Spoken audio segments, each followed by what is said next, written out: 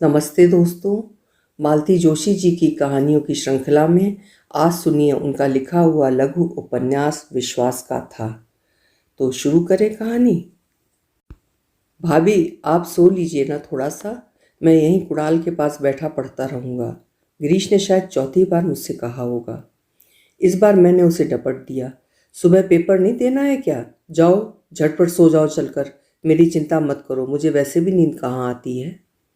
डांट खाकर गिरीश चुप हो गया और सोने की तैयारी करने लगा।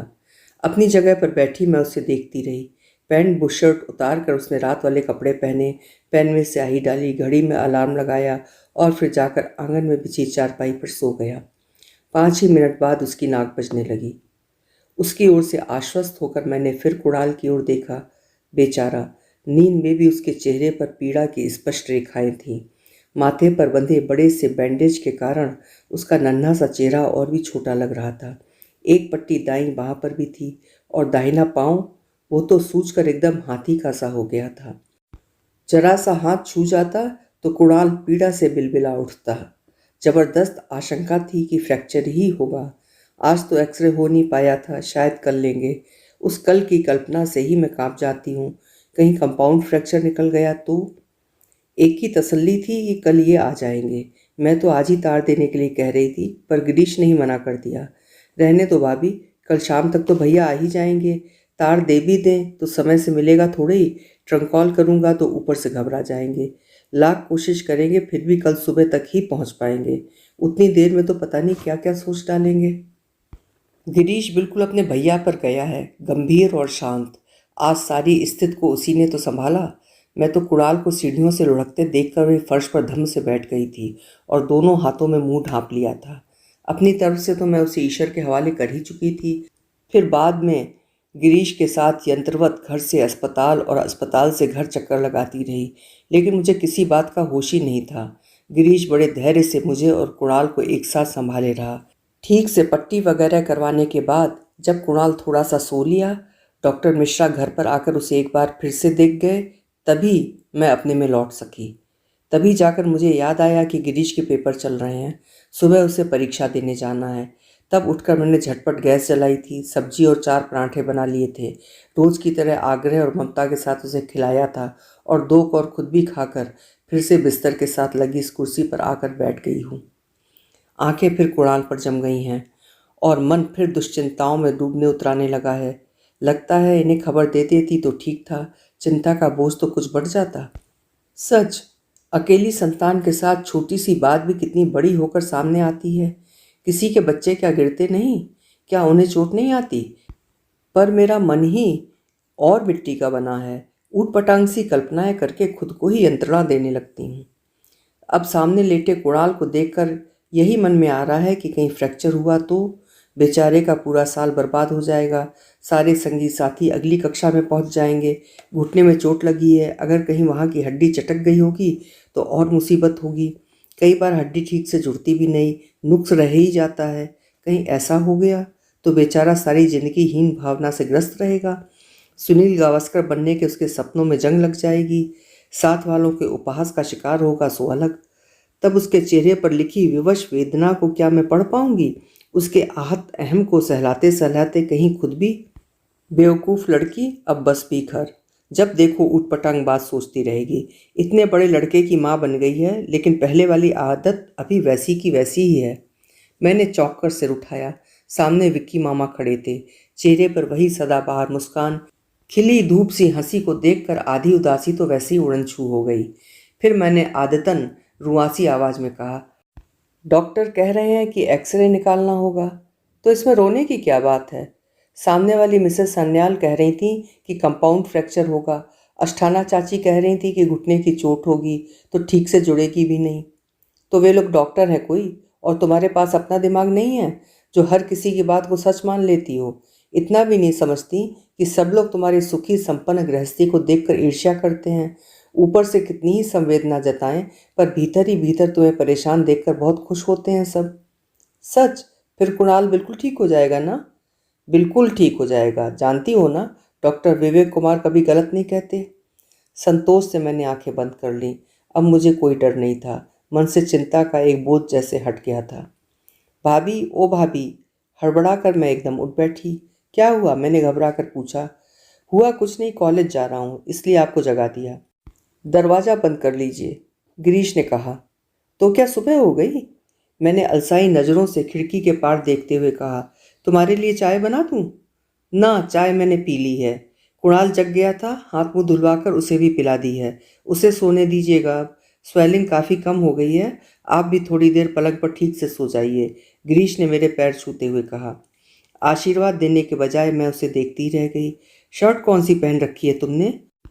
ये वही तो है जो जन्मदिन पर अभी आपने सिलवा कर दी थी। क्यों, मैली लग रही है क्या? नहीं नहीं, मैं तो ऐसे ही पूछ रही थी। बहस के लिए उसके पास समय था ही कहाँ। एक बार फिर मुझे सोने के लिए कहकर दरवाज़ा उड़का कर वो चला गया। दरवाजे की सिटकनी चढ़ाकर मैं वापस अपने आसन पर आकर बैठ गई। अब सोने का कोई मतलब ही नहीं था। मेहरी, दूध वाला, फूल वाला, सभी के लिए बार बार उठना पड़ेगा। कुर्सी की पीठ पर सिर टिकाए वैसी ही बैठी रही। सामने ही गिरीश का कमरा था। सामने वाली खूंटी पर लटका एक खाली हैंगर हवा में धीरे धीरे झूल रहा था। इसी पर तो रात भर गिरीश की पैंट बुशर्ट टंगी हुई थी। और विक्की मामा, वो भी तो यही कपड़े पहने हुए थे। ये कैसे संभव हो सकता है? लेकिन विक्की मामा यही तो करते हैं। अवचेतन मन के किसी कोने में चुपचाप छिपे रहते हैं। मौका पाते ही वो एकदम प्रकट हो जाते हैं। तब उनके लिए देश काल का भी बंधन नहीं रहता। कपड़े तो बहुत मामूली चीज़ हैं। कैसी भी बदहवासी हो, वो आकर दिलासा दे जाएंगे। आते ही अपना प्रिय फतवा दोहराएंगे।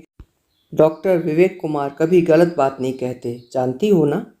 और सचमुच सारी दुश्चिंताएं पल भर में फुर हो जाती हैं। अपने लिए चाय बना रही थी। दिमाग पता नहीं कहाँ था कि मेरे देखते देखते सारी चाय उफन कर किचन टेबल पर बह निकली। पतीली में आधा कप भी नहीं बची। दोबारा चाय चढ़ाते हुए एक पुरानी बात याद हुआ आई। उस दिन पापा के लिए दोपहर की चाय बना रही थी। दीदी की शादी के बाद से ये काम मेरे जिम्मे आ गया था। दूध निकालते हुए पता ही नहीं क्या हुआ कि पतीली तो मेरे हाथ में रह गई और पूरा दूध अलमारी को नहलाता हुआ फर्श पर फैल गया।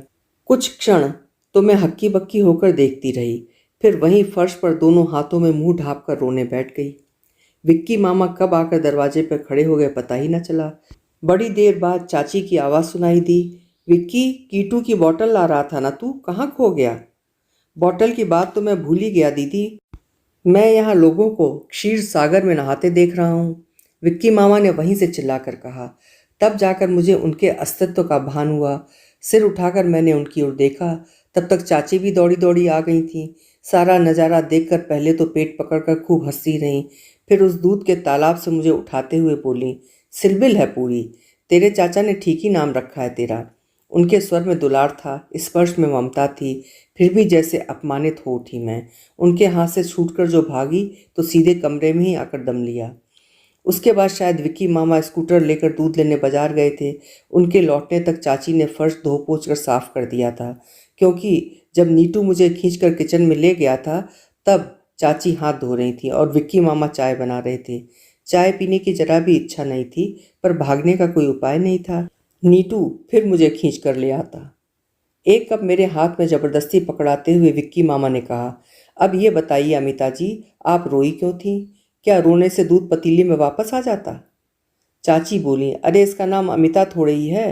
तो उन्होंने आश्चर्य से पूछा, सुनीता तो बड़ी वाली है ना, जिनकी अभी मई में शादी हुई है? हाँ, सुनीता तो खैर बड़ी वाली ही है, पर इस छोटी वाली का नाम है 12 मासी। मतलब समझ रहे हो ना? अरे दूध फैलने का तो फिर से एक बड़ा सा कारण हो गया। हमारी अम्मी को तो बस रोने का बहाना चाहिए। स्कूल की बस छूट जाए तो, पेन की निब टूट जाए तो, सहेली से कुट्टी हो जाए तो, दीदी की चिट्ठी आ जाए तो, इसकी गंगा जमुना में बाढ़ आई ही रहती है। 12 मासी, वाह क्या नाम है। इस बात पर तो दीदी तुम्हें पद्मश्री देने का दिल करता है। और दोनों भाई बहन हो करके हंस पड़े, जैसे बहुत बड़ा मजाक कर लिया हो। शर्म तथा अपमान से लाल हो आई मैं। चाची को मैं कभी ठीक से समझ ही ना सकी। कभी तो इतना लाड़ जताएंगी कि लगता है मैं नीटू कीटू से भी छोटी हो गई हूँ। कभी इतनी पराई सी लगती हैं कि बस। दीदी थी तब तक तो मैंने इन बातों की परवाह भी नहीं की। पर उनकी शादी के बाद से लगता है कि घर में मैं एकदम अकेली पड़ गई हूँ। भैया तो उससे पहले ही आईआईटी कानपुर पहुँच गए थे। पापा बेचारे ऊपर ही बने रहते। छोटे भाई की गृहस्थी में अपनी मर्यादा निभाते हुए सिर्फ सुबह शाम खाने भर को नीचे उतरते, चाय तक ऊपर ही जाती थी। और अब ये विक्की मामा आ गए थे, एमएसएमडी पता नहीं क्या करने, और मुझे लग रहा था जैसे प्रतिपक्ष में एक की और वृद्धि हो गई है। तय कर लिया था कि अब इन लोगों के सामने कभी आंखों में पानी नहीं आने दूंगी, पर भाग्य भी तो जैसे मेरी प्रतीक्षा लेने पर ही उतारू था। उस बार दीदी के आने की बात थी। चाचा किसी काम से दिल्ली जा रहे थे। लौटते हुए दीदी को साथ लाना लगभग निश्चित ही था। वे 5 दिन मैंने बड़ी बेसब्री से काटे। मन में ढेर सारी बातें, ढेर सारी शिकायतें इकट्ठी हो गई थीं। दीदी के घर में पाँव देते ही मेरा टेप रिकॉर्डर शुरू हो जाता था। 5वें दिन चाचा लौटे। फाटक पर रिक्शा रुकने की आवाज़ सुनते ही मैं दौड़ी हुई बाहर आई, पर जब उन्हें अकेले ही उतरते देखा तो सारा उत्साह ठंडा पड़ गया। मन रोने रोने को हो आया। सुनीता नहीं आई? चाची मेरे पीछे पीछे बाहर आ गई थी। उन्होंने पूछा तो चाचा ने बताया उसके मम्मियाँ ससुर का कल अपेंडिक्स का ऑपरेशन था, इसलिए आना नहीं हो सका। बहुत गुस्सा आया मुझे। ऑपरेशन था तो दीदी क्या कोई डॉक्टर हैं? इतने दिनों की आकुल प्रतीक्षा एकदम घोर निराशा में बदल गई थी। छत की सीढ़ियों पर बैठी मैं कब तक आंसू बहाती रही मुझे पता ही न चला। होश तो तब आया जब देखा दोनों हाथों में चीनी के 2 खाली तश्तरियाँ लिए हुए विक्की मामा बिल्कुल मेरे सामने आकर खड़े हो गए हैं। क्या है? मैंने रुखाई से पूछा।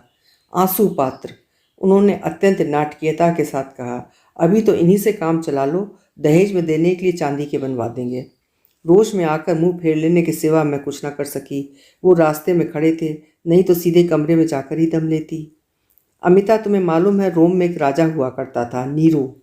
हमें कुछ नहीं मालूम, मैंने तेजी से पलटते हुए कहा। आपकी तरह विद्वान नहीं हैं। अरे हाँ, ये तो मुझे याद ही नहीं रहा। फिर भी कक्षा 10वीं में ये कहावत तो पढ़ाई गई होगी कि laugh and the world will laugh with you, cry and. मैं गुस्से में कांपती हुई उठी और उन्हें करीब करीब धकियाते हुए नीचे उतर आई। अब देते रहे छत पर अपना प्रवचन। पर कुछ समय बाद वो उसी मस्तमौला अंदाज में नीटू से पूछ रहे थे, क्यों दोस्त, बाजार कितने बजे चलेंगे? 5। नीटू ने 5 उंगलियां फैलाकर अपने कथन की पुष्टि की। मेरी जेब में पैसे कितने हैं? 5। नीटू ने फिर उंगलियां फैलाई। और तुम कितनी टॉफ़ी खाओगे? 5। और कीटू कितने गुब्बारे लेगा? 5। वो भी भिनभिनाया। दरअसल अपनी 5वीं सालगिरह के बाद नीटू को यही एक संख्या रट गई थी, और कीटू तो भैया की कार्बन कॉपी था। भरसक वो अपना दिमाग इस्तेमाल ही नहीं करता था। तो दोस्तों, विक्की मामा बड़ी गंभीर मुद्रा बनाकर बोले, इस चर्चा का अर्थ ये निकला कि ठीक आज से 5वें दिन तुम्हारी सुनीता दीदी यहाँ होंगी। सच्ची? और बच्चे खुश होकर तालियां पीटने लगे। ज्योतिषी की दुम, मैं बुदबुदाई और फिर एक बार दांत पीस लिए, पर उन पर कोई असर नहीं हुआ। वो अब बड़े मनोयोग से नीटू को जूडो सिखा रहे थे। 5वें दिन जब दीदी सचमुच ही जीजा जी के साथ आकर सामने खड़ी हो गई तो हर्ष और विस्मय से मैं उच्छ्वासित हो उठी। खुशी के उसी आवेग में मैंने कहा, दीदी ये जो नीटू के मामा हैं ना, इन्होंने भविष्यवाणी की थी कि आज तुम जरूर आओगी। इसमें भविष्यवाणी करने जैसी क्या बात थी? जीजा जी अपने गुरु गंभीर स्वर में बोले, मैंने तो चाचा जी को बता ही दिया था कि हम लोग बृहस्पति को चलकर शुक्रवार को पहुंच रहे हैं। उनकी इस सपाट बयानी से मेरी आधी खुशी काफूर हो गई। रही सही दीदी के व्यवहार ने छीन ली। सच कितना बदल गई थी वो। घर में किसी से जैसे मतलब ही नहीं रह गया था उन्हें। बस 24 घंटे चकरघिन्नी की तरह जीजा जी के आसपास नाचती रहती, खुद भी नाचती और सबको नचाए रखती। उनकी फरमाइशों का दौर दिन भर चलता रहता और पूरे घर में वो और उनकी आवाज़ गूंजती रहती। अमिता, जरा एक मग में गर्म पानी लाना तो, तेरे जीजा जी शेव करेंगे। मिश्रानी कहा कि दाल जरा पतली रखना और सब्जियों में मिर्च मसाले इतने खुले हाथों से मत डालना, तुम्हारे जमाई साहब जरा फीका पसंद करते हैं। चाची, तुम्हारे दामाद तो साउथ इंडियन डिशेस पर जान छिड़कते हैं, जरा अपना सांभर बड़ा बनाओ ना, मैं भी ठीक से सीख लूँगी। रामू, अपने कुंवर साहब के लिए 2 पान तो लगवाना, और देख अल्लम गल्लम कुछ मत डलवाना, सिर्फ सूखा कत्ता, सौंफ और इलायची, समझे? उनके बोलने का ये अंदाज बिल्कुल नया था। मुझे तो बहुत ही अस्वाभाविक लगता। उनका ये परिवर्तन देखकर तो मैं हैरान थी। उनके पास किसी के लिए भी समय नहीं था, यहाँ तक कि मेरे लिए भी। बस कभी कभार दुलरा देती। नीटू कीटू भी उनके प्यार के लिए तरस गए थे। अपनी सारी माया ममता उन्होंने एक व्यक्ति पर ही केंद्रित कर दी थी। मैं सोचती, अभी से यह हाल है, अगले साल मुन्ने मियाँ को लेकर आएंगी, तब तो ईश्वर ही मालिक है। अभी से उस बात का कैसा हुआ बनाया जा रहा है, कैसा प्रदर्शन हो रहा है। छी, दीदी को शर्म भी नहीं आती होगी। वे लोग घूमने जा रहे थे। चाहते तो दिल्ली से सीधी ट्रेन पकड़ सकते थे, पर सिर्फ हमें देखने के लिए वे इंदौर तक आए थे। बड़ी मेहरबानी की भाई। ये बात इतनी तरह से और इतनी बार कही गई कि मुझे तो कोफ्त होने लगी थी। यहाँ नहीं आते तो क्या बहुत बड़ा अनर्थ हो जाता। कौन यहाँ पलके बिछाए बैठा था। चौथे दिन जब दीदी विदा हुई तो मेरी आंखों में आंसू का एक कतरा भी नहीं टपका। वो ही एक दो बार सिसकी थी, बस। हम लोग जब स्टेशन से लौट रहे थे तो विक्की मामा बोले, भाई मैं टीयर ग्लास लाना साथ भूल गया तो बहुत डर रहा था। इमरजेंसी के लिए मैंने स्टॉल से एक छोटा सा नैपकिन भी खरीद लिया था, पर अब देखता हूँ कि उसकी कोई ज़रूरत ही नहीं है। उसकी अब कभी भी ज़रूरत नहीं पड़ेगी, मैंने कसैले स्वर में कहा। ब्रेव वो, क्या डायलॉग मारा है। चलो इसी बात पर सबको गन्ने का रस पिलाता हूँ। और वो हम लोगों को ज़बरदस्ती एक मधुशाला में ले गए। वैसे अम्मी ने आज बड़ी बहादुरी दिखाई है, रस का घूंट भरते चाची ने कहा। मैं तो वाकई डर रही थी। तुझे पता है विकी, सुनीता की शादी में तो ये लड़की बेहोशी हो गई थी। 2 दिन तक बुखार में तपती रही थी। बाद में जब उन्हें किसी से कोई मतलब नहीं है तो हम क्यों किसी के लिए आंसू बहाते फिरें। मैंने उसी कसले अंदाज में कहा। ये हुई ना बात।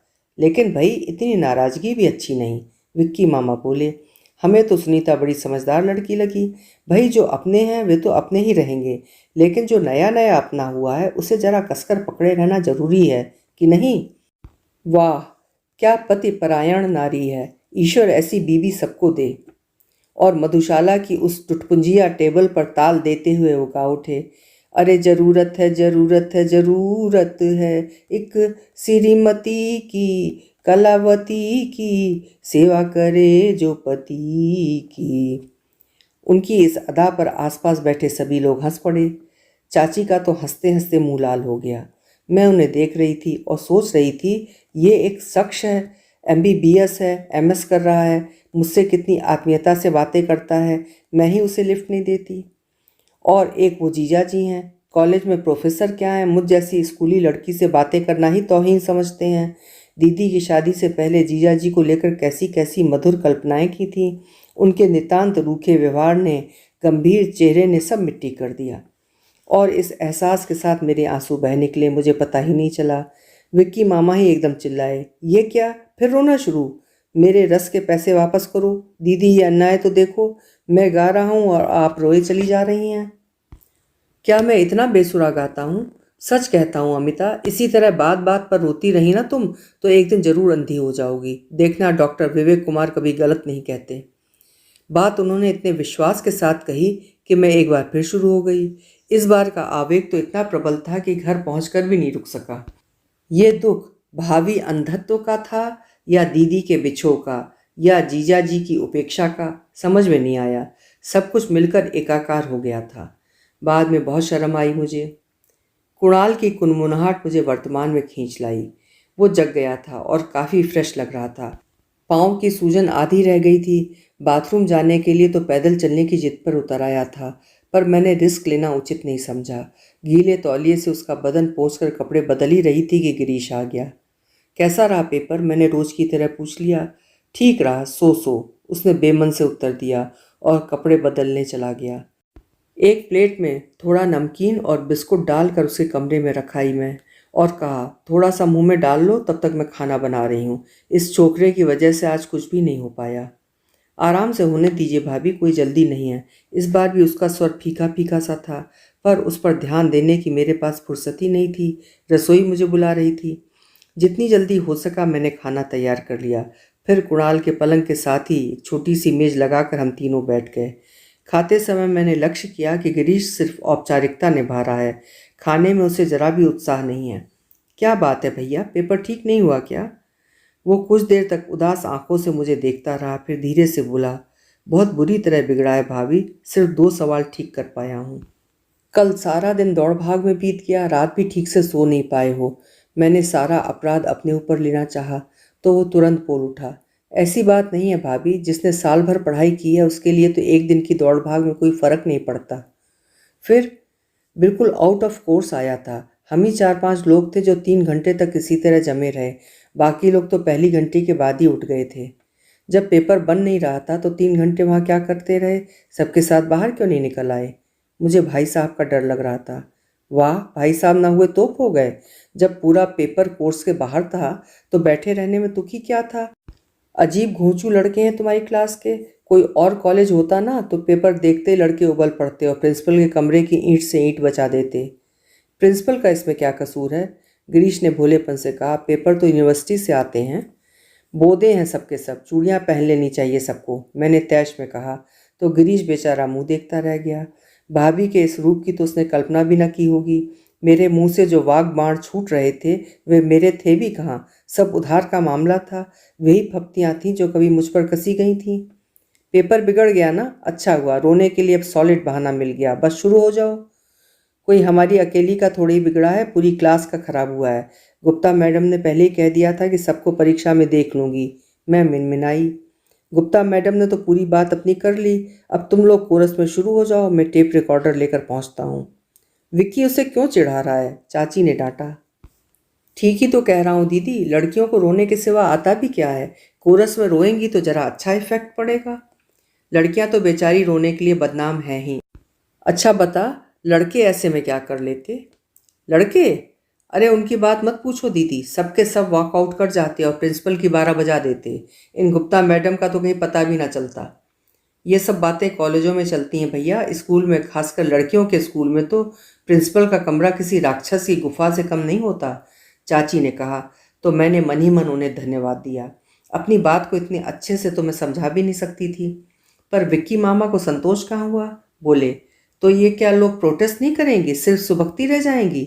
नो नो, देखो अमिता, रोने से कभी कोई बात नहीं बनी है। मस्ट डू समथिंग, कर्म करना होगा।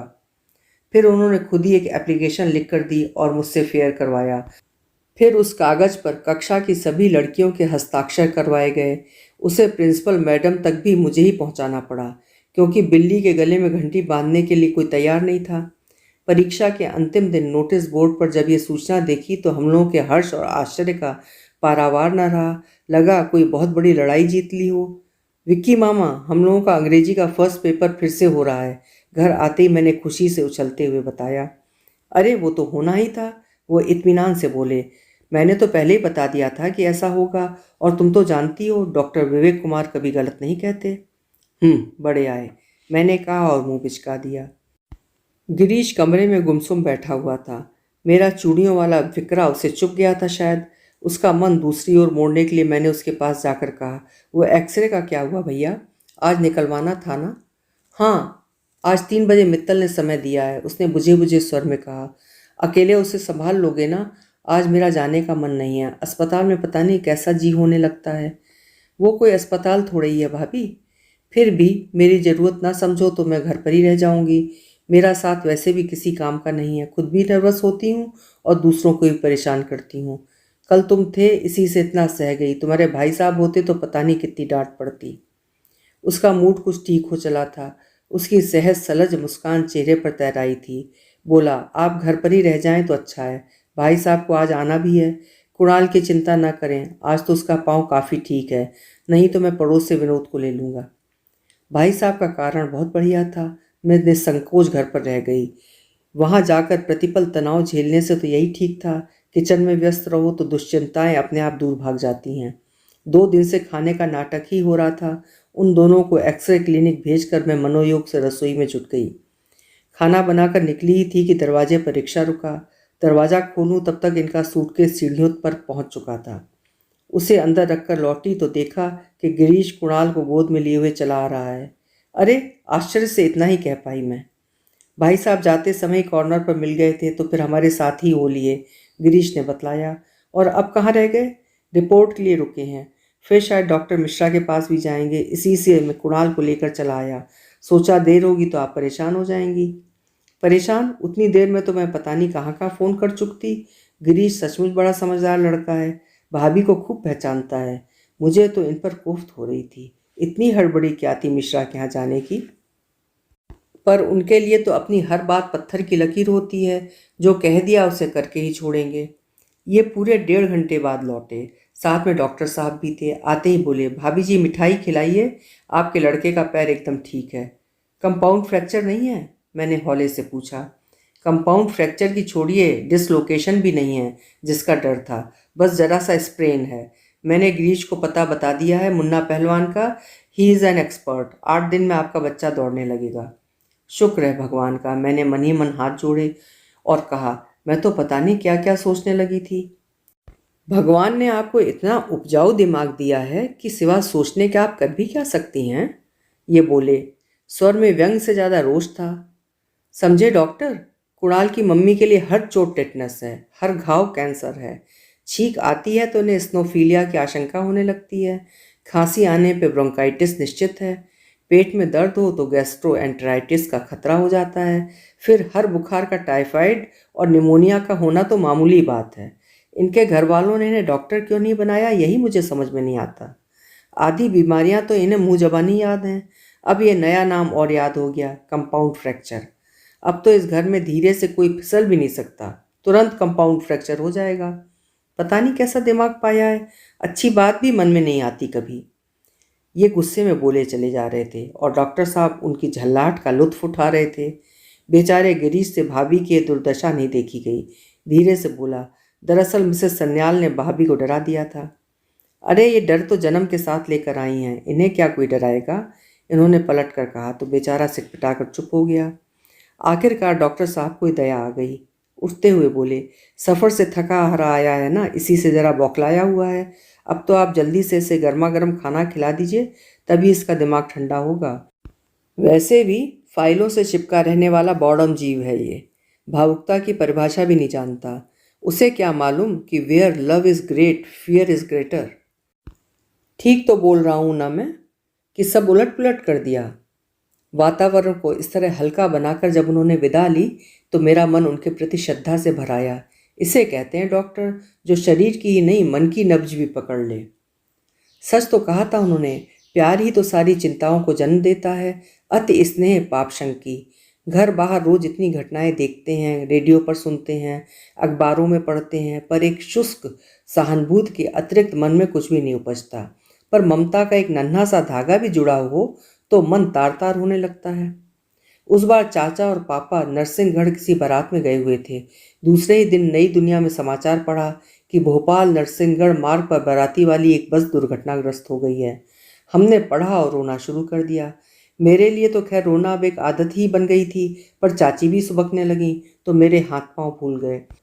ठीक से पता करने के लिए मैंने शादी वाले घर में फ़ोन लगाया तो वहाँ ये आलम था कि किसी ने समाचार पत्र देखा ही नहीं था। मेरा फ़ोन जाते ही वहाँ कोहराम मच गया। फिर तो फ़ोन और संदेश वाहकों से निपटते निपटते बेहाल हो गए हम लोग। उस दिन विक्की मामा ने क्या डांट लगाई थी, उफ। चाची को भी उस रोज़ नहीं छोड़ा। बोले, तुम लोगों के दिमाग में क्या भूसा भरा हुआ है जो तिल का एकदम ताड़ बना लेती हो? रोने की इतनी आदत क्यों पड़ जाती है तुम्हें? संभव असंभव कुछ तो सोचा करो। कल अकेले इंदौर में 1500 शादियाँ थीं। इसी से अंदाज लगा लो कि पूरे देश भर में कितनी शादियाँ होंगी। उस राजमार्ग से बारात वाली कितनी बसें गुजरी होंगी। पेपर में ये भी नहीं लिखा है कि बस कहाँ से आ रही थी और कहाँ जा रही थी, दुर्घटना किस तारीख को किस समय हुई। लिखा भी होता तो पढ़ने का होश किसे था। सारी कॉमन सेंस ताक पर रखकर बस दोनों की दोनों रोने बैठ गईं। खुद को अता पता कुछ मालूम है ही नहीं, उस पर अक्लमंदी ये कि भाटिया साहब के यहाँ भी तूफान बर्पा कर दिया। अब एक बात कान खोल कर सुन लो, शाम तक हम दोनों लोग सकुशल लौट आएंगे, तब तक कोई आवाज़ भी नहीं निकालेगा। अगर ये मंजूर न हो तो मैं नीटू कीटू को लेकर कश्यप के यहाँ चला जाऊंगा। तुम लोग बैठी सिर कूटती रहना, कम से कम बच्चे तो उस नज़ारे से बच जाएंगे। उनकी डांट से तो नहीं, हाँ उनके आश्वासन से हमारे शोक का आवेग थम गया था। बारात 10 बजे तक लौटी थी। उससे पहले ही चाचा का टेलीग्राम पहुंच चुका था। यहाँ के हालत की कल्पना उन्होंने पेपर पढ़कर ही कर ली होगी। वो टेलीग्राम हमारी ओर उछालते हुए उन्होंने विजयी मुस्कान के साथ कहा, देखो मैंने कहा था ना कि कुछ नहीं हुआ है, ऑल इज़ वेल। अरे भाई, डॉक्टर विवेक कुमार कभी गलत नहीं कहते, पर तुम लोगों को सब्र कहाँ। बाद में किसी दिन वाजपेयी जी की इंदू मिली थी। उसने बतलाया कि विक्की मामा भी उस दिन बुरी तरह घबरा गए थे। इंदू क्या बैठकर जाने कहाँ कहाँ ट्रंकॉल लगाते रहे। पेपर वालों से, पुलिस वालों से फ़ोन पर पूछताछ करते रहे। उसका हवाला देते हुए मैंने चिढ़ाया, डॉक्टर विवेक कुमार, आपकी सब पोल खुल गई है। वे बुरी तरह चेप गए। बोले, अम्मी मैं सचमुच बुरी तरह डर गया था। जब अपना कोई इन्वॉल्व हो ना तो बुरी बुरी शंकाएं मन को घेरने लगती हैं। पर उस समय तुम दोनों को अगर चुप न कराता ना तो तुम लोग रो रो कर मुझे पागल कर देती। उस दिन बहुत अपने से लगे थे विक्की मामा। सुनो, इसके हाथ गर्म तो नहीं लग रहे हैं? रसोई बंद करके मैंने बेडरूम में पाँव रखा ही था तो इन्होंने बुलाया। देखा, कुणाल महाशय दुबक कर पापा की गोद में सो गए हैं और पिताश्री चिंतातुर मुद्रा लिए उसके शरीर पर हाथ फेर रहे हैं। ये दोनों एक दूसरे से इतने अटैच्ड हैं कि कभी कभी तो ईर्ष्या होने लगती है। फिर इस बार तो 7-8 दिन का लंबा बिछोह था। हाथ देखने की अपेक्षा मैं थर्मामीटर ही उठा लाई। बुखार 101 पॉइंट कुछ था। स्वभावतः हम दोनों ही चिंतित हो उठे। मैं मिश्रा को फ़ोन करता हूँ, वे बोले, इतनी रात को 9:30 बज रहे हैं। 9:30 कोई बहुत होते हैं, इमरजेंसी हो तो डॉक्टर को आधी रात को भी जगाया जा सकता है। बशर्ते इमरजेंसी हो, मैंने कहा। पर सुनने के लिए वे रुके ही कहाँ, फ़ोन करके ही लौटे। बोले, मिश्रा कह रहा है डरने की कोई बात नहीं है, थोड़ा सा एक्सर्शन है और एक्साइटमेंट है, सुबह तक ठीक हो जाएगा। तुम्हारे पास कल कौन सी गोलियां दे रखी हैं? कह रहा था उसे आधी दे देना। कुणाल को दवा देना एक समस्या है, गोली तो वो निगल ही नहीं सकता। फिर भी मैंने रसोई के दरवाजे खोले, इलायची पीसने वाले छोटे खरल में गोली को पीसा, उसमें शहद मिलाया, फिर कुनकुना पानी लेकर बाहर आई। तब तक कुणाल खूब गहरी नींद सो गया था। उसे जगाकर दवाई खिलाने की इच्छा नहीं हुई। सुनो, यहाँ स्टूल पर सब रख लेते हैं, रात में अगर जागेगा तो खिला देंगे। पर मेरी बात का उत्तर नहीं आया। कमरे में वो थे ही नहीं। और तभी चंदनी अगरबत्ती की भीनी भीनी खुशबू मुझे उनका अता पता बता गई। धीरे से जाकर देखा, वो अपनी स्टडी में आसन पर ध्यानस्थ बैठे हैं।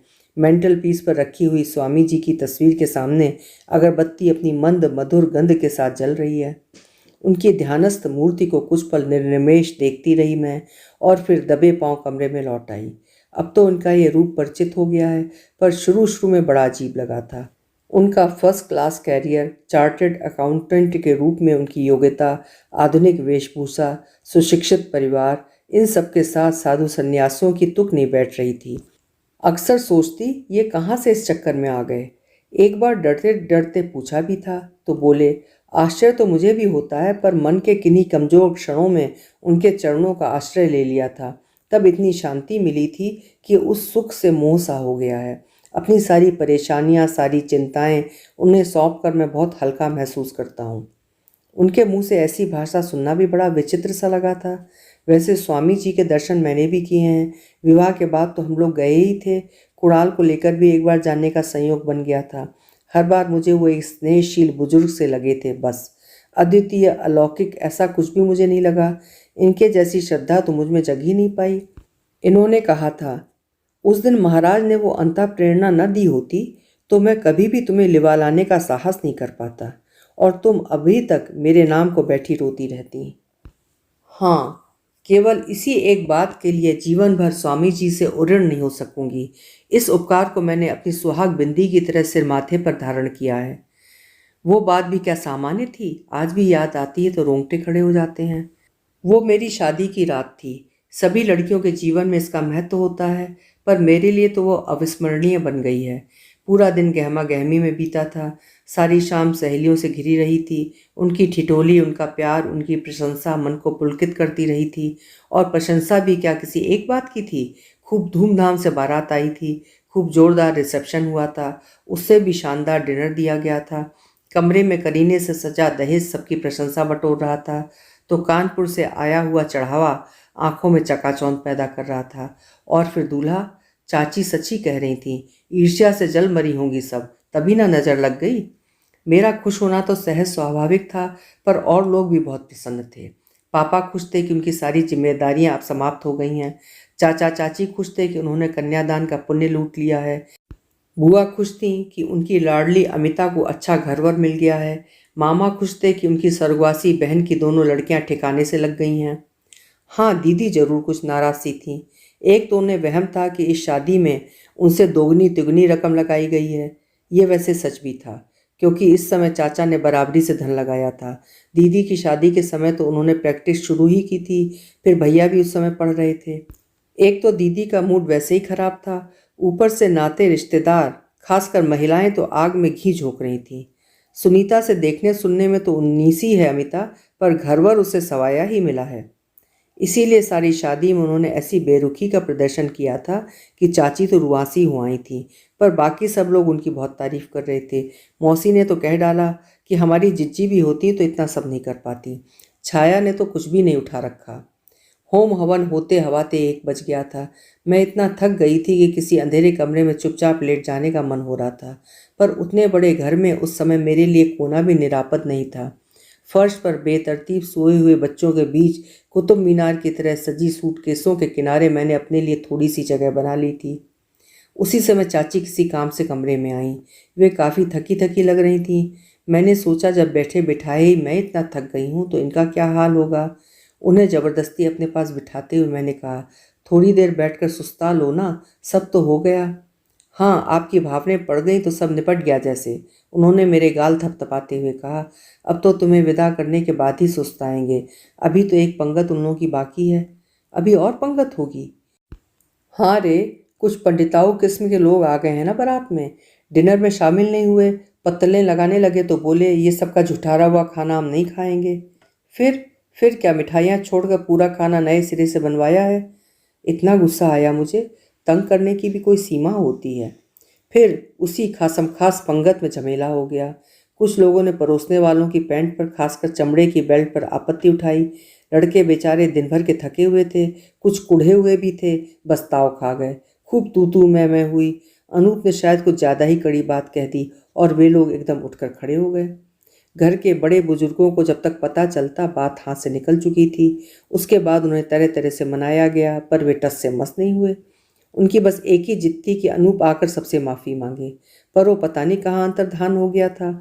दरअसल माफ़ी मांगने वाली बात नई पीढ़ी के गले नहीं उतर रही थी, बस बहस की गुंजाइश नहीं थी। इसलिए उदय भैया ही उसे किसी दोस्त के यहाँ छिपा आए थे।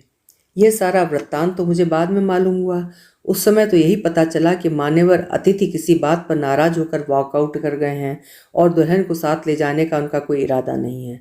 संकोच के मारे किसी से कुछ भी पूछ न सकी। दबी जुबान से दीदी के सामने ही बात उठाई तो वो एकदम फट पड़ी। बहुत ऊंचा घर था ना, बहुत कल्चर्ड लोग थे ना, अब भुगतो। दीदी की भाव भंगिमा से लगा कि वे भीतर ही भीतर बहुत खुश हो रही हैं। बेचारे चाचा, मामा जी, फूफा जी वगैरह को साथ लेकर 2 बार जनवासे के चक्कर लगाए। पता चला कि वे लोग अपने निश्चय पर अडिग हैं। अब तो अनूप के माफ़ी मांगने से भी बात नहीं बनेगी और पाँव फटते ही वे लोग रवाना हो जाएंगे। चाचा बिल्कुल भरे हुए लौटे थे। बोले, शौक से जाने दो उन्हें, सोचते हैं इस तरह चले जाने से बात समाप्त हो जाएगी, लेकिन जब कोर्ट में खींचूंगा ना तब अकल ठिकाने आएगी। बाकायदा वैदिक रीत से शादी हुई है, कोई मजाक नहीं है। ऐसा पछाड़ूंगा कि पानी भी न मांगेंगे। आखिर मेरी वकालत किस दिन काम आएगी। लेकिन चाचा की ये डरपोक किसी के चेहरे पर खुशी नहीं ला सकी, खुद उनके चेहरे पर भी नहीं। कौन से माँ बाप समधी से कोर्ट में निपटना चाहते हैं। वे तो बेटी को खुशी खुशी विदा करने का ही सपना देखते हैं। रात कब सुबह में ढल गई पता ही न चला। घर का अजीब नज़ारा था। सारी बत्तियां भग-भग जल रही थीं और थके हारे लोग जहाँ जगह मिली थी वहीं पसर गए थे। बुआ जी एकदम टूट गई थीं और सामान बांध रही थीं। चाची बेचारी सारे काम छोड़ उन्हें मनाने लगी थीं। पापा का शायद ब्लड प्रेशर बढ़ गया था, क्योंकि उन्हें ऊपर के कमरे में पहुंचा दिया गया था। चाचा और मामा जी लोग उन्हें घेर कर बैठ गए थे और उदय भैया कभी डॉक्टर के यहाँ दौड़ रहे थे तो कभी केमिस्ट के यहाँ। और कल की उत्सव मूर्ति मैं एक कमरे में अनादृत सी, उपेक्षित सी बैठी सब देख रही थी। अभी 2 घंटे पहले तो पलकें बोझिल हुई जा रही थीं, पर अब लग रहा था कि नींद कभी आएगी ही नहीं। तभी फ़ोन की घंटी बज उठी।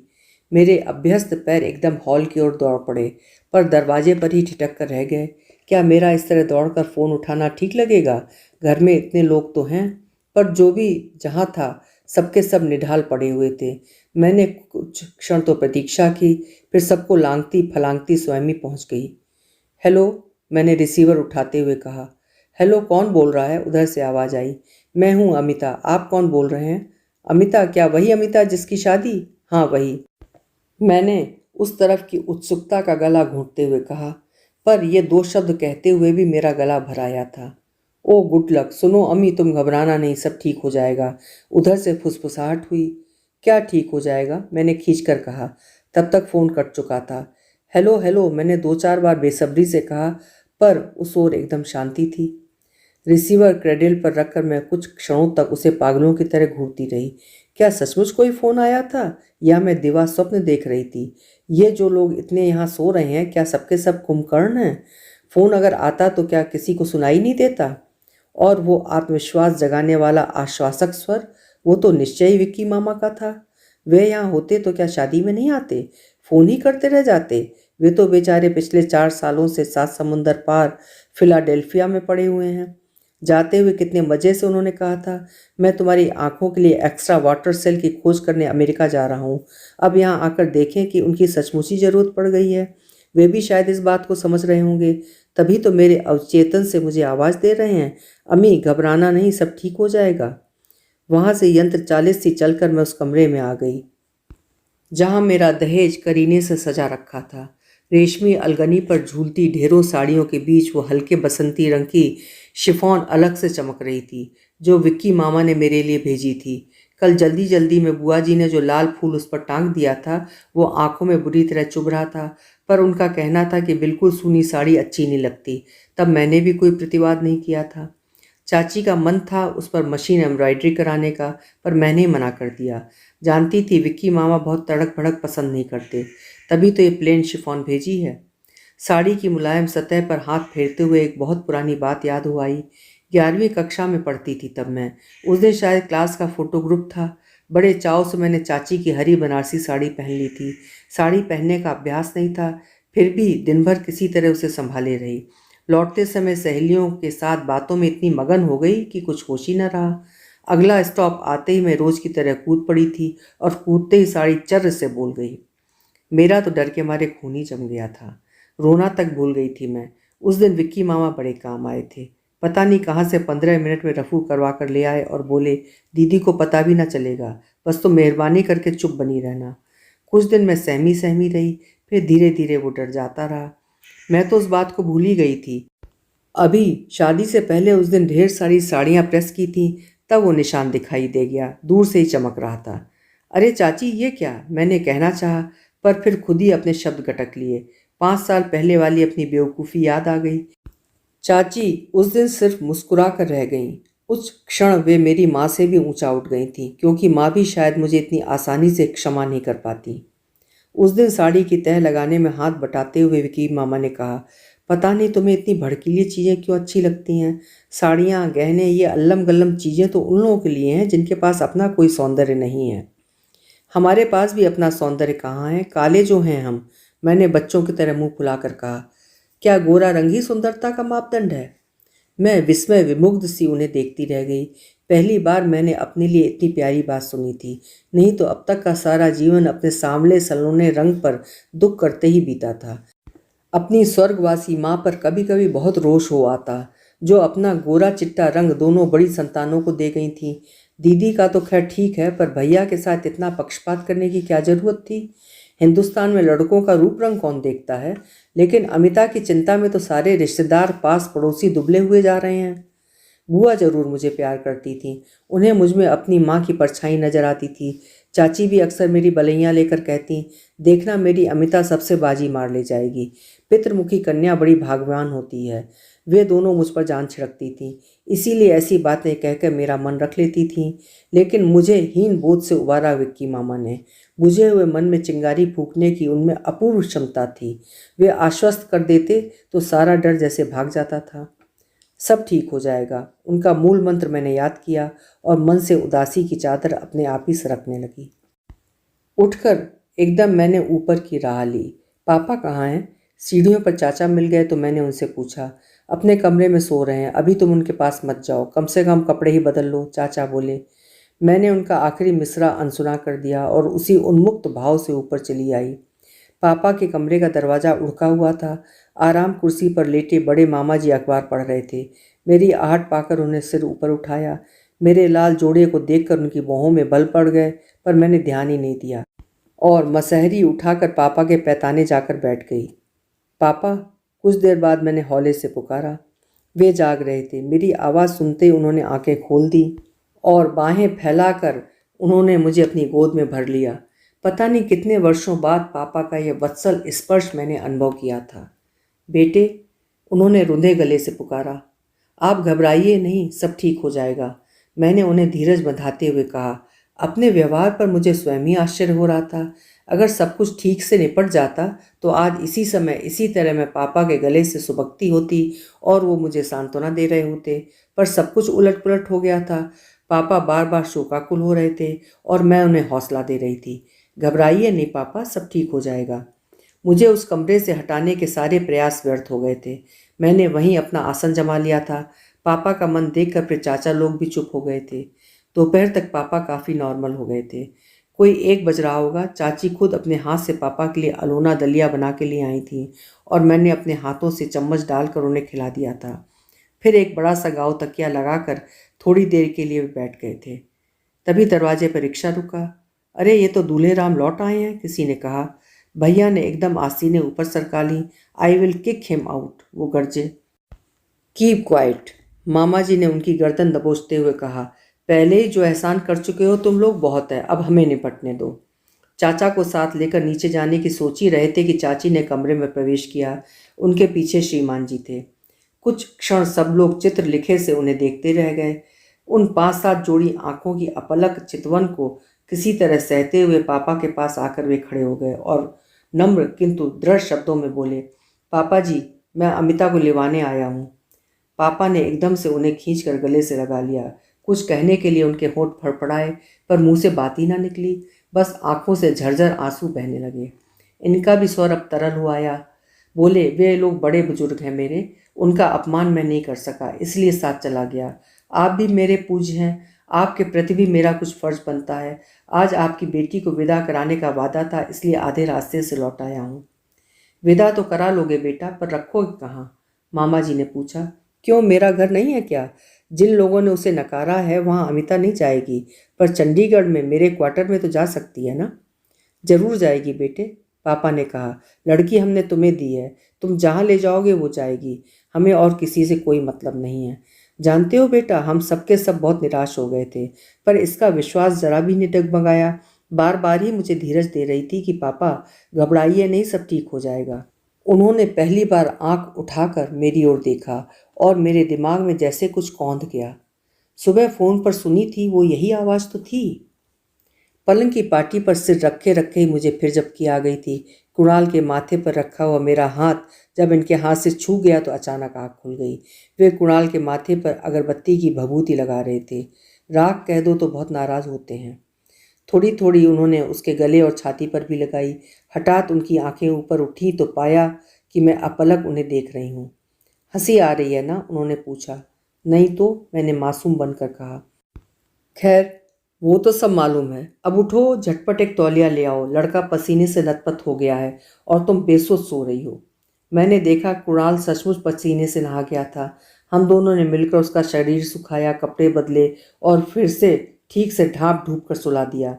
बुखार एकदम कम हो गया था और पहले किसी बेचैनी भी नहीं थी। अब गोली की तो कोई ज़रूरत नहीं है ना, मैंने मसहरी खोलते हुए पूछा। देना चाहो तो दे दो, इन्होंने लापरवाही से उत्तर दिया। मुड़कर देखा, 5-7 दिनों का इकोनॉमिक टाइम्स लेकर ये लेट गए हैं। अब कम से कम 1 घंटे तक इन्हें दीन दुनिया से कोई मतलब नहीं रहेगा। पता नहीं इस अखबार में इतना पढ़ने के लिए क्या होता है, मेरी तो कुछ समझ में नहीं आता। सच तो ये है कि आदमी ही मुझे समझ में नहीं आता, किसी कोने से भी नहीं। पता नहीं कितनी देर बाद इन्हें मेरी उपस्थिति का भान हुआ। गुदगुदा कर पूछा, आज सोना नहीं है? कहने को लेट तो गई मैं, पर मन अशांति बना रहा। आखिर हिम्मत करके कह ही डाला, एक बात पूछूं? एक क्यों, 100 बातें पूछ लो। I am at your disposal. मजाक नहीं कर रही हूँ मैं, सीरियसली पूछ रही हूँ। पूछो ना भाई, मैं भी तो सीरियसली उत्तर देने के लिए प्रस्तुत हूँ। फिर भी कुछ क्षण संकोच में डूबी रही और फिर साहस बटोर कर पूछ ही लिया, क्या सचमुच आप विश्वास कर लेते हैं कि सैकड़ों किलोमीटर दूर बैठे हुए स्वामी जी आपकी बात सुन ही लेंगे? वे एकदम गंभीर हो गए। बोले, अमिता, तर्क की कसौटी पर श्रद्धा परखी नहीं जाती, ये तो अनुभव करने की वस्तु है। फिर भी क्या, तुमने प्रत्यक्ष देख तो लिया। अभी कुछ देर पहले तुम्हारा बच्चा बुखार में तप रहा था, अब बिल्कुल शांत सो रहा है। कुछ तो कारण होगा ही। कारण ही तो जानना चाहती हूँ, ये स्वामी जी की सामर्थ्य का चमत्कार है या आपकी श्रद्धा का? मेरी श्रद्धा का। उन्होंने असंदिग्ध भाव से उत्तर दिया। इसका अर्थ हुआ कि स्वामी जी में कोई उनकी सामर्थ्य की विवेचना का अधिकार मुझे नहीं है। उन्होंने मेरी बात बीच में ही तोड़ते हुए कहा, मैं तो इतना जानता हूँ कि जब हम प्रार्थना करते हैं, ध्यान करते हैं, तो एक तरह से अपनी इच्छा शक्ति जागृत करते हैं। अपनी इच्छा शक्ति को हम अपने आराध्य में आरोपित कर देते हैं और उसके परिणाम को उसका प्रसाद समझकर सिर माथे लगा लेते हैं। उन्होंने भाव विगलित कंठ से कहा, ये तो सीधे सीधे विल पावर का करिश्मा हुआ। मैंने सपाट ढंग से कहा, तुम्हें अगर यही नाम अच्छा लगता है तो यही सही। विल पावर कहने से इच्छा शक्ति का अर्थ तो नहीं बदलेगा ना। अर्थ तो नहीं बदलेगा, पर मेरा सवाल ये है, फिर इसमें थर्ड पार्टी की जरूरत ही क्या है? मैंने कहा ना अमिता, श्रद्धा तर्क की वस्तु नहीं है। उन्होंने पूर्ववत गंभीरता से कहा, इच्छा शक्ति यूं ही नहीं उपजती, उसे साधने के लिए आत्मविश्वास की आवश्यकता होती है और उस आत्मविश्वास को बनाए रखने के लिए एक आलंबन तो चाहिए। ये आलंबन जिसका जैसा मन होता है वो ढूंढ लेता है। इसे आत्मविश्वास तो नहीं कह सकती मैं, ये तो अंधविश्वास हुआ। मैंने जिद के साथ कहा, तुम कुछ भी कह लो, तुम्हें रोकता कौन है? ये तो अपने अपने सोचने का ढंग है। तुम्हारे लिए जो अंधविश्वास है वही किसी के लिए सहज आस्था भी हो सकती है। कभी कभी सोचता हूँ अम्मी, तुम भी अगर अपने लिए ऐसा ही अवलंब खोज पाती तो अच्छा रहता। जब तुम्हारा मन इतना डरा डरा नहीं रहता, बात बात में नर्वस हो जाने का ये रोग भी तुम्हें नहीं लगता। उनकी पंडिताओं बातों से ऊबसी होने लगी। मुझे लगा कि चिल्लाकर कह दूं कि मेरा भी एक अवलंब है जो मुझे निराशा के गर्त से उबारता है, मुझ में आत्मविश्वास भरता है, मुझे जीवन संघर्ष की प्रेरणा देता है। पर मैं वो नाम होठों पर न ला सकी। जानती थी ये छूटते ही कहेंगे, तुम्हारे ये विक्की मामा इतने सामर्थ्यवान थे तो खुद निराशा के गर्त में क्यों डूब गए? अपने ऊपर ही उन्हें विश्वास क्यों नहीं रहा? जीवन संघर्ष में खुद ही पीठ दिखाकर क्यों भाग गए? विवाह के ठीक एक दिन पहले उन्हें ये क्या सूझा कि नींद की गोलियां खाकर सो रहे? इतनी बुजदिली क्यों दिखाई उन्होंने? इनमें से किसी भी प्रश्न का उत्तर ना मेरे पास था, ना है, किसी के पास भी नहीं है। उनका अकाल अवसान सभी के लिए रहस्य बना हुआ है। चाची कहती हैं कि अपने अमेरिकी प्रेमिका का व्याभिचारी रूप उन्होंने देख लिया था और इस आघात को सह नहीं सके। बुआ कहती हैं कि विवेक शराब और जुआखोरी से गले तक कर्ज में डूब गया था, किसी को मुंह दिखाने योग्य नहीं रहा था। चाचा तो उनकी मृत्यु को एलएसडी के खाते में ही जमा करते हैं, जितने मुंह उतनी बातें। हाँ, पिछले वर्ष उनका एक दोस्त भारत भ्रमण के लिए आया था, रॉबर्ट। वैसे तो रॉबर्ट उनका रूममेट ही था, सगाई के बाद ही उसने अपने लिए अलग कमरा ले लिया था। उसने बताया, विवेक सगाई के बाद से ही बहुत बेचैन हो गया था। बार बार कहता कि मैं एनी के साथ अन्याय कर रहा हूँ, उसके प्रेम का उचित प्रतिदान मैं कभी नहीं दे सकूँगा। कभी कहता, प्रेम तो एक दिव्य संगीत है, उसे हर किसी साज पर बजाया नहीं जा सकता। उसे यूं परेशान देखकर हमें आश्चर्य तो होता था, पर हमने उसे कभी गंभीरता से नहीं लिया। वो इस सीमा तक पहुंच जाएगा ये तो कभी सोचा भी न था। हाँ, सोचा तो मैंने भी नहीं था। सोचने समझने की अकल मुझ में थी ही कब? पर क्या एक बार भी वो समझा नहीं सकते थे? अभी आप सुन रहे थे मालती जोशी जी का लिखा हुआ लघु उपन्यास विश्वास का था। आपको कैसा लगा अपने विचार कमेंट बॉक्स में ज़रूर लिखिएगा। फिर मिलेंगे। आपका समय शुभ हो, सुंदर हो, मंगलमय हो।